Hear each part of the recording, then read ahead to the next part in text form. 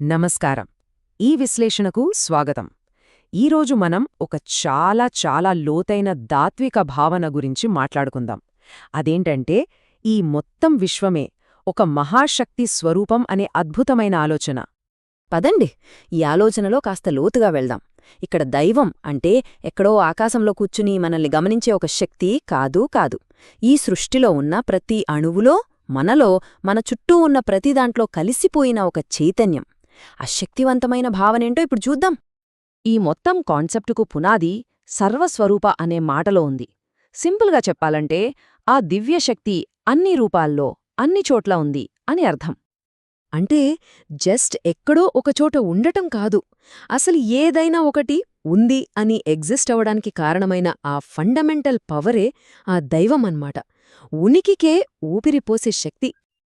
ఇక్కడ చాలా కీలకమైన పాయింట్ ఏంటంటే, మనం చూస్తున్నాం, వింటున్నాం, ఫీల్ అవుతున్నాం గదా, ఈ కెపాసిటీస్ వెనుకున్న ఆ ఎనర్జీనే ఆ దైవం. అది ప్రతి జీవి ద్వారా తనను తాను వ్యక్తపరుచుకుంటోంది.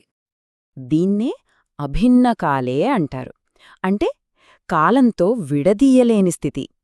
చూడండి, మనం టైంని పాస్ట్, ప్రెజెంట్, ఫ్యూచర్గా చూస్తాం. కాని ఆ దివ్య చైతన్యానికి అన్నీ ఒకే ఒక క్షణంలో జరుగుతున్న అనంతమైన రియాలిటీ. దానికి కాలంతో సంబంధం లేదు, లిమిట్స్ లేవు. అదొక అపరిమితమైన ఉనికి. సరే, ఇప్పటిదాకా చెప్పింది కొంచెం యాబ్స్ట్రాక్ట్గా, ఫిలసాఫికల్గా అనిపించొచ్చు. మరి దీన్ని విజువలైజ్ చేయాలంటే ఎలా? దానికి ఒక అద్భుతమైన కాన్సెప్ట్ ఉంది. అదే విశ్వరూపం.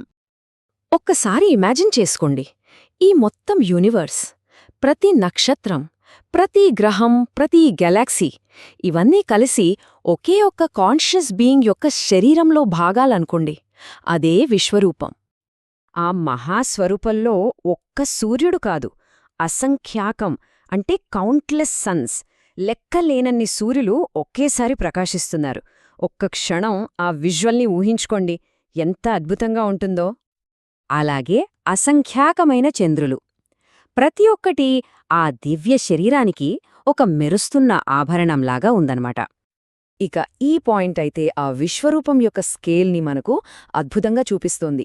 లెక్కలేనన్ని లోకాలు, ప్రతి లోకంలో జీవం, శక్తి నిండిపోయున్నాయి. వావ్! సరే, ఇంత పెద్ద అనంతమైన ఏకైక చైతన్యం తనను తాను ఎలా ఎక్స్ప్రెస్ చేసుకుంటోంది? ఇక్కడే మనకు సప్తమాతృకలు అంటే 7 దివ్య మాతృకల కాన్సెప్ట్ వస్తుంది. ఒక విషయం బాగా గుర్తుపెట్టుకోవాలి, ఈ 7 మాతృకలు వేర్వేరు దేవతలు కాదు. ఇది చాలా ఇంపార్టెంట్ పాయింట్. వాళ్లందరూ ఆ ఒకే ఒక మహాశక్తి యొక్క 7 స్పెషలైజ్డ్ ఫార్మ్స్ అన్నమాట. ఈ 7 యూనివర్స్లోని 7 ఫండమెంటల్ ఫోర్సెస్ని రిప్రజెంట్ చేస్తారు. ఉదాహరణకి, బ్రాహ్మి సృష్టికి కారణమైన శబ్దమైతే, వైష్ణవి అంతటా వ్యాపించి ఉండే శక్తి, మహేశ్వరి మనలో నేను అనే ఫీలింగ్ని క్రియేట్ చేస్తే, చాముండా ప్రతిదాన్ని టైంలో కలిపేసుకుంటుంది.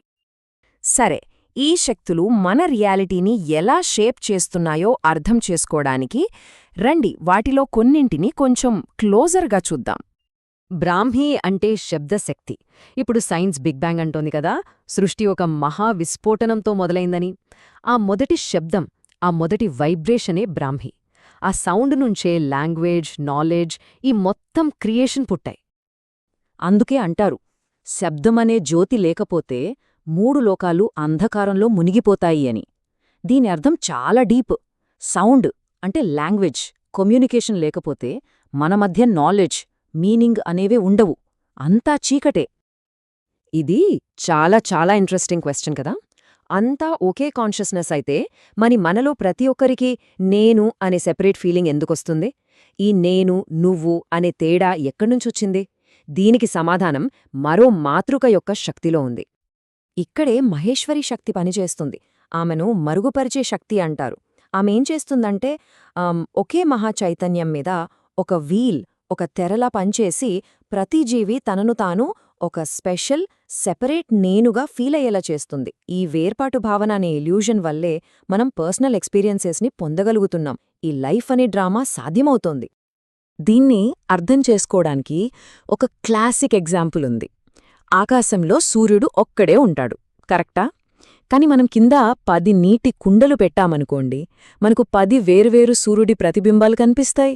సూర్యుడొక్కడే, రిఫ్లెక్షన్స్ అనేకం.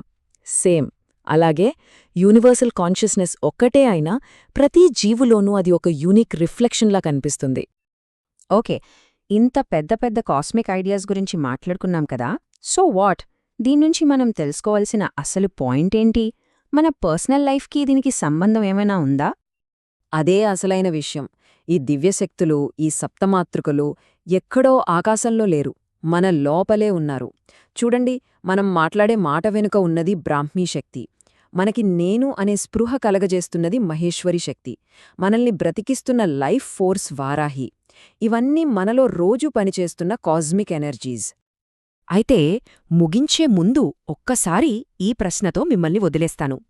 మనం చూసే ప్రతీదీ, మనం ఫీలయ్యే ప్రతీదీ, అసలు మనమనేది కూడా అంతా ఆ ఒకే ఒక్క ఎనర్జీ యొక్క రూపమైతే, ఈ ఆలోచన మనం ప్రపంచాన్ని, మనల్ని మనం చూసుకునే విధానాన్ని ఎంతగా మార్చేస్తుందో కదా. ఒక్కసారి ఆలోచించండి.